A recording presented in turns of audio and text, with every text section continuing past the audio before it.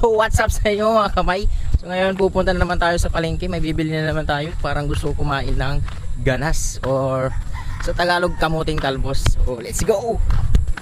So ngayon mga kamay, kakarating lang natin sa palengke at dito ay pumipili ako ng ganas. Pipiliin natin yung medyo fresh tsaka green leafy vegetable. So dito guys ay pinapaspasan ko na yung ganas natin para maihain na natin. Okay pa rin?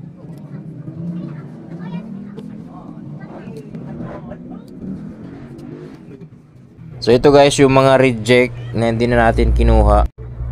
Tapos ito naman yung ayos na. Tsaka hugasan na natin to. Medyo ayos na to. So wala nang mga uod-uod. So guys dito ay hugasan na natin. At tsaka para matanggal yung mga dumi-dumi. At tsaka mga dust particles. Tsaka mga uod-uod. So ito tapos na natin hugasan. Tapos magpakulo tayo ng tubig. Lagyan natin ng mga panakot.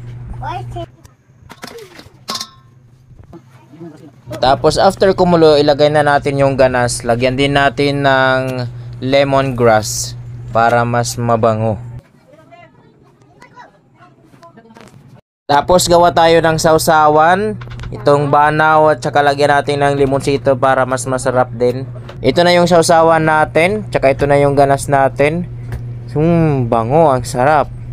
So sa mga kulang sa iron dyan, so magsabaw lang kayo ng ganas kasi itong ganas ay pagkakaalam ko rich in iron at saka yung isa pa niyan ay may mga anti-diabetes or pagpapalow ng blood sugar content yung ganas. So healthy yung gulay na to.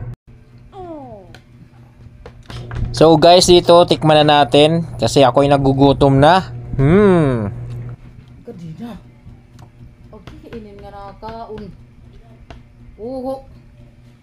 Upay good lambahon hinin. Oh, water. Ayaw ngir-ngir. Ano? Ikaw na ako ang buwas. Tanyo. Kaya magplaplan sa pahiya. Kaya alas 7. Nakalakat na din eh.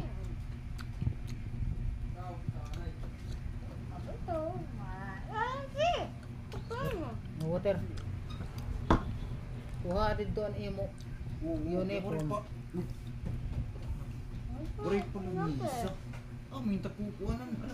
So yun lang mga kamay sa ating nilapuhan na ganas or sinabuang talbos ng kamote. So let's enjoy our meal and karasal.